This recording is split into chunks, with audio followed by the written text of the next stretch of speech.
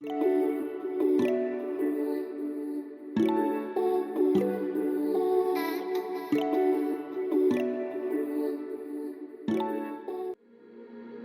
back. Day 2 of our Yukon trip started by kayaking at Marsh Lake. Our Airbnb hosts were gracious enough to lend us their kayak.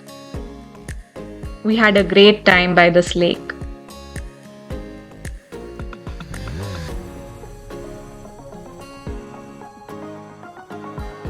A few clips of me and Ashwin kayaking on the lake.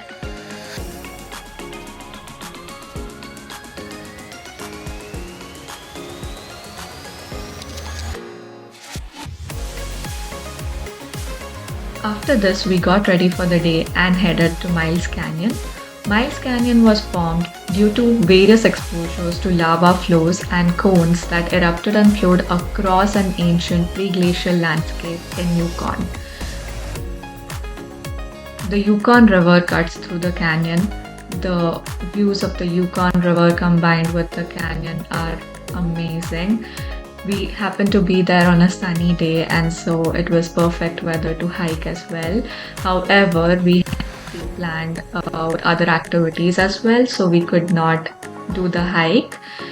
So it's about a 9.4 mile loop trail along the canyon, but we just explored the canyon a little, took a lot of photos, and were there for about an hour, after which it was time to head to our next destination.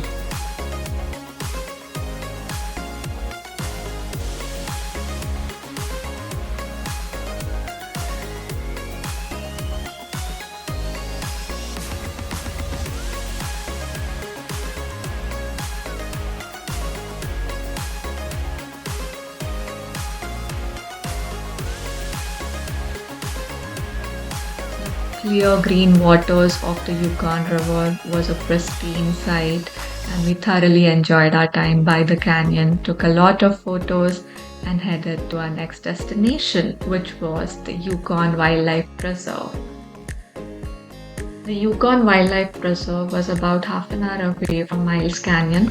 This was the tour bus that was going to take us around the preserve. So you could either do the preserve on foot, or you could do the bus tour as we did. We paid about $30 for the bus tour per person. If you wanted to do it on foot, you could pay $20 admission, I believe. We ended up seeing a lot of wildlife over here. That's the famous Canadian moose. The one on the left side was a male and the other one was a female.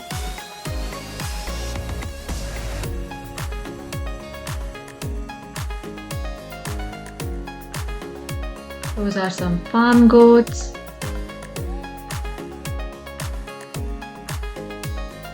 That's a mule deer. The antlers that these deers have actually have a lot of hair on them as well. The preserve holds a lot of animals such as Canadian lynx, elks, moose, Arctic fox, mountain goats, mule deers, muskox, red fox. That's a wood bison. It wasn't always easy to spot these animals. They would sometimes hide and you had to be very patient. These are mountain goats. Those are thin horn sheep. Their horns actually keep growing longer and keep swelling. Cute little squirrel.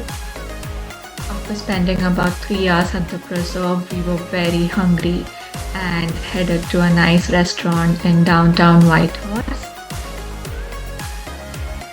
Klondike Rib and Salmon is a very famous restaurant here in Whitehorse, and the food is as well. We had a great time here. This is what? Elk and bison. This is crab cakes. Klondike cakes. Crab. Yeah. Crab meat cake. This is rocket jumbo prawns. These are prawns. And this then is- this is my vegetarian pasta. A full stack of ribs. This is halibu chowder. No, that's halibu. Oh, okay.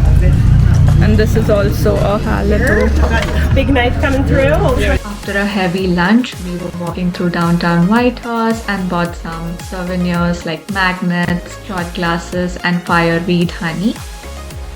We then visited the SS Klondike National Historic Site. It's this big ship that you're seeing here. It was donated to Canada in 1960 by WPNYR, and in 1966 it was built and put to the location that you're seeing here. Some more gorgeous views of the Yukon River. We spent some time here before heading to the Nordic hot springs and calling it a night.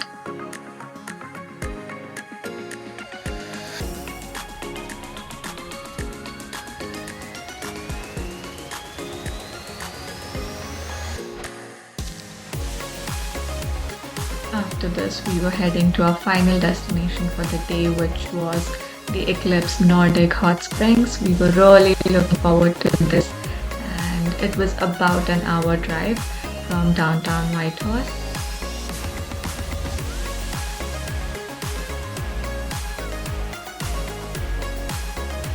The views on the way were stunning. We had a great time and finally reached the hot springs. Of course, we couldn't shoot the inside, but it was an amazing experience and we witnessed one of the most prettiest sunsets. And this is how it looked after we were done and were heading back to our Airbnb.